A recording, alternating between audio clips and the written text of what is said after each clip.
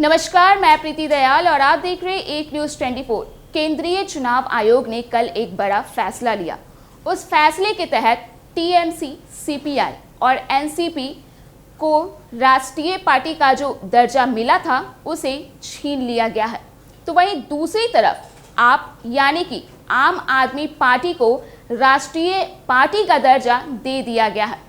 वहीं इस एक्शन के बाद अब आपके मन में ये सवाल उठ रहे होंगे कि आखिर इस एक्शन के बाद पार्टियों पर किस तरह का प्रभाव पड़ेगा, उन्हें किसी तरह का फायदा होगा या फिर नुकसान होगा।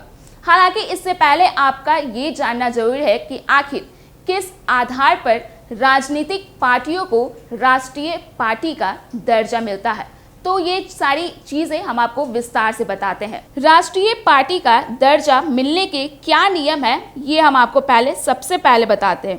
दरअसल पार्टी को 4 राज्यों में क्षेत्रीय दल का दर्जा मिला हो, 3 राज्यों को मिलाकर लोकसभा की 3% सीटें जीत ली हो। तीसरा, 4 लोकसभा सीटों के अलावा लोकसभा या विधानसभा चुनाव में 4 राज्यों में 6% वोट हासिल कर लिए हो। तो वही हम आपको ये बताते हैं कि राष्ट्रीय पार्टी बनने पर आखिर राजनीतिक दलों को क्या कुछ फायदे मिलते हैं। पहला, दल देश में कहीं भी चुनाव लड़ सकेगा, किसी भी राज्य में उम्मीदवार खड़ा कर सकेगा। दूसरा, दल को पूरे देश में एक ही चुनाव चिन्ह आवंटित हो जाता है, यानी कि वह चिन्ह दल के लिए रिजर्व हो जाता है, कोई और पार्टी उसका इस्तेमाल नहीं कर सकेगी।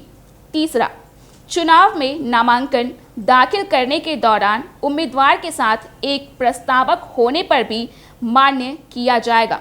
चौथा, चुनाव आयोग मतदाता सूची संशोधन पर 2 सेट मुफ्त में देता है, साथ ही उम्मीदवारों को भी मतदाता सूची मुफ्त में देता है।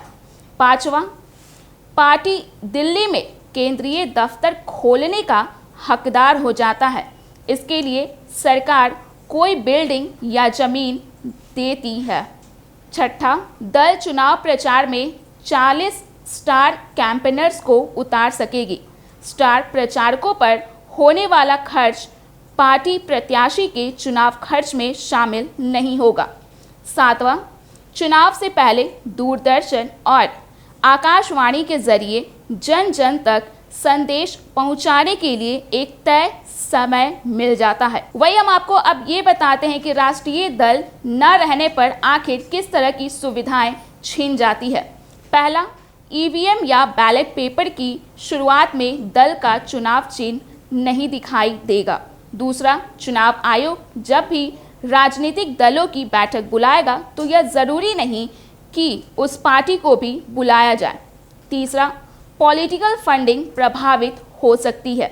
चौथा, दूरदर्शन और आकाशवाणी में मिलने वाला टाइम स्लॉट छिन जाएगा।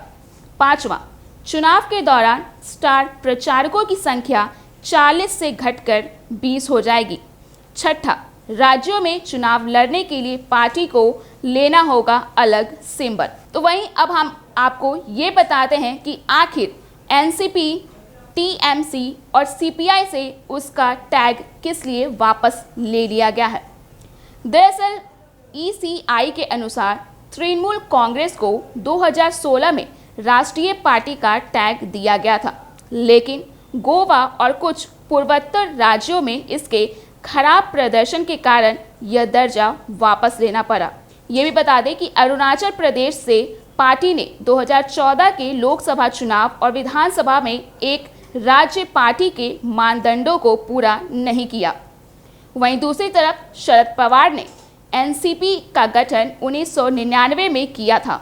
2000 में इसे राष्ट्रीय पार्टी का दर्जा मिल गया था, लेकिन गोवा, मणिपुर और मेघालय में खराब प्रदर्शन के कारण पार्टी ने यह दर्जा खो दिया। यह भी बता दें कि सीपीआई की स्थापना 1925 में हुई थी। 1989 में इसे राष्ट्रीय पार्टी की मान्यता मिली थी, लेकिन पश्चिम बंगाल और ओडिशा चुनावों में खराब प्रदर्शन के कारण उससे यह टैग ले लिया गया। तो ये थे तीनों पार्टियों के रीज़न कि आखिर क्यों उनसे राष्ट्रीय पार्टी का दर्जा छीन लिया गया। तो वहीं अब राष्ट्रीय पार्टी होते हुए जो उन्हें सुविधाएं मिल रही थी, अब वो सुविधाएं भी छीन ली गई है। तो ऐसे ही तमाम अपडेट्स के लिए आप बने रहे एक न्यूज़ 24 के साथ। अगर आपने अभी तक हमारे चैनल को सब्सक्राइब नहीं किया है तो इसे सब्सक्राइब कर दें। साथ ही अगर ये वीडियो फेसबुक के माध्यम से देख रहे हैं तो पेज को लाइक करना ना भूलें। यह वीडियो देखने के लिए आपका धन्यवाद।